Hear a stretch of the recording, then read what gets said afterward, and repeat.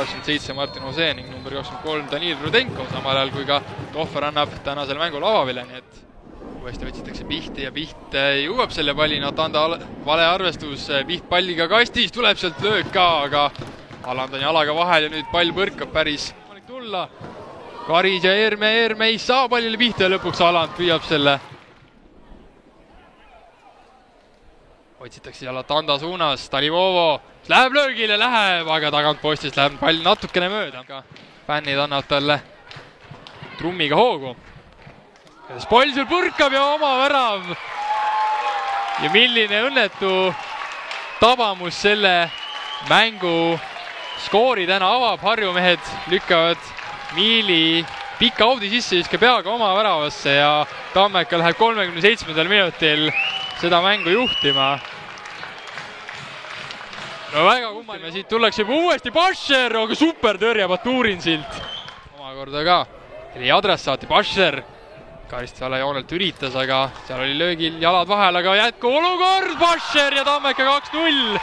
Tammeka 2-0, Ahmed Ademaja Basher lööb oma hooaja 7. värava ja tundus üpris süütu olukord Harju jaoks, aga järsku Tammeka mehed palliga karistusalas, saavad seal mitu korda proovida ja lõpuks Basher lööb ka palli väravasse ja väga järsku on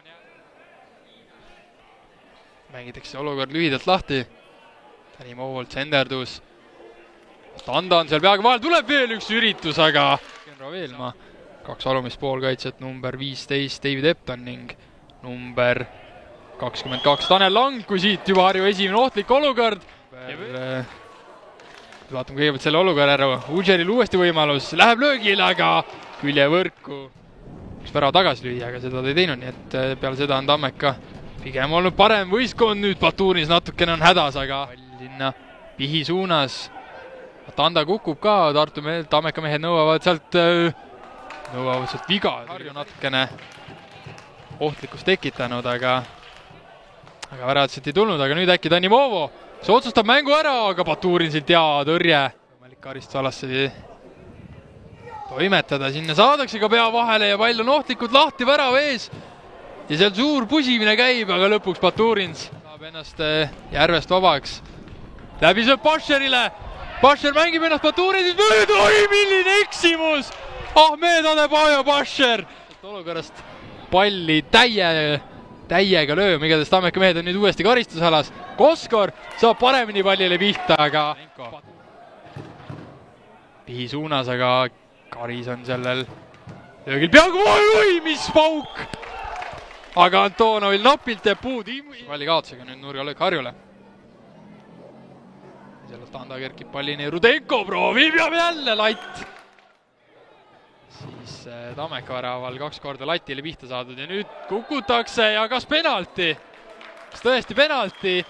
Igatahes Martin Jose võlub siin teisel üleminutil veel Harjule 11 meetri karistuslöögi välja ja ikkagi jääb penalti jõusse, nii et mis meile sellest igades mängu lõpp võiksid väga põnevaks osutuda, kui Eerme selle 11 meetri karistuslöögi ära lööb. Ja Eerme kindlalt keskele ja 2-1, nii et 3 minutit on jäänud Harjul veel siin mängu lõpus, et ka veel viigiväravat jahtida, aga ootamatult põnevaks on meil need viimased minutid siin ikkagi kujunenud. Vaatame uuesti.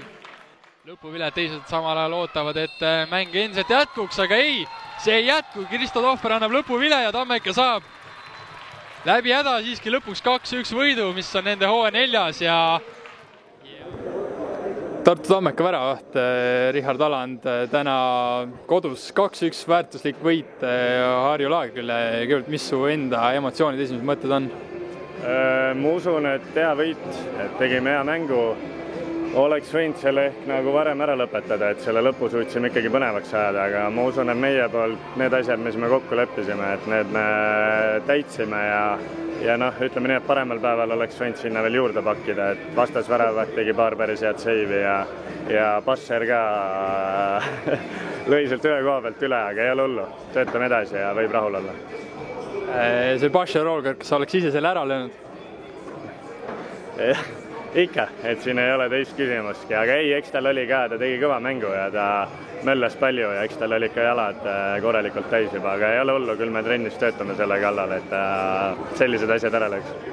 Samas sul endal väga palju olukordi, kus sekkuda ei olnud, vähemalt kõrvalt vaatades tundus, oli sul endal ka sama tunne värav sul? Jaa, olen nõus, et pigem oli selline rahulik mäng, võib-olla natuke rohkem juhendamist, aga suures pildis pigem oli selline rahulik, et kahju, et lõpuni vastu ei pidanud lihtsalt. Mis sul täpselt juhtus, et miks sa vahetust pidid võtma? No eks on pisikesed sellised terviseprobleemid ja sealt tulenevalt hakkasid need sääreka natukene pulli tegema ja kokkuvõttes, kuidas öelda, tööinimese elu ja raske töönädal selja taga, aga väga magus võit ja paneme edasi. Eks midagi tõsist ei ole ja järgmine mäng saad uuesti värav sul olla? Elame-näeme, eks kindlasti natuke on vaja putitada, aga ma olen pigem seda meelt, et kuidas öelda, ega me vabatahtlikult välja seal ei tahtnud minna, aga ma saan täiesti aru ja vahepeal peab meeskonna eest, kuidas öelda, selliseid otsuseid ka vastu võtma. Nii et ma usun, loodame, et saame korda ja kõik on hästi. Kuivõrd vajalik see koondise paus ja väike mängupaus Tammeka jaoks oli, et enne seda üleliia edukas periood ei olnud, pigem kaotused ja nüüd saite värskelt tulla ja kohe võit ka?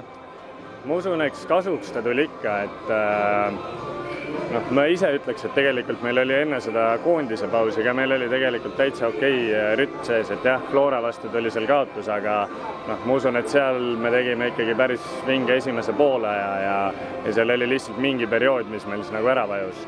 Aga jaa, saime enda asjadega tööd teha. Ilm oli meil muidugi selline, et täna on siin super ilus, aga terve nädal on siin kõvasti vihma kallanud ja eks meil parast sumpamine on olnud. Olgu, Richard, aitäh sulle ja lasen su puhkama ära. Jaa, aitäh. Ja kutsun siia Harju poolelt Kirill Aleksandr Antonovi. Tere, Kirill, täna 1-2 kaotus Tammekale. Kas võib öelda, et tänase mängu otsustasid individuaalsed eksimused?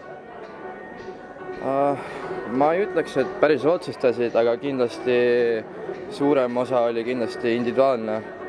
Aga ei hakka näpu kedagi süüdistama, et terve meeskonna viga ja lihtsalt töötame edasi ja küll läheb paremaks. Kuidas sulle endale tundub, mis täna Harjul puudu jäi, et punkte ei tulnud? Ütleme nii, et pigem lõpupoole saime alles mängu käima. Esimene poolega oli siuke edasi-tagasi mäng. Possession, ma arvan, et jäi pigem nagu meie kätte, aga teine poolek vahetasime lõpupoole formatsiooni. Läksime 3 kaitse peale ja mängisime rohkem läbi äärte ja ma arvan, et see ääremängijate mäng, kuna me tõstsime ühe mängija üles, see nagu aitas palju rohkem kaasa, et tegi meie julge rünnaku rohkem julgemaks. Nii et ma arvan. Kas tunned, et natuke jäi ka õnnest puudu, et 2 latti ja võib-olla oleks see mäng varem läinud juba põnevamaks? Eks kindlasti jalgpall on kindlasti ka mõningas mõttes ka õnnemäng ka, et kas läheb sisse või veereb sisse, vahet pole, aga ei läinud sisse ja seekord kaotasime, nii pole midagi öelda. Järgmine kord äkki veab meil rohkem. Kuidas see enda see olukord, kus hästi pallil pihta said, läks latti, et oli siuke tunne ka, et võib isegi ristnurgas maanduda?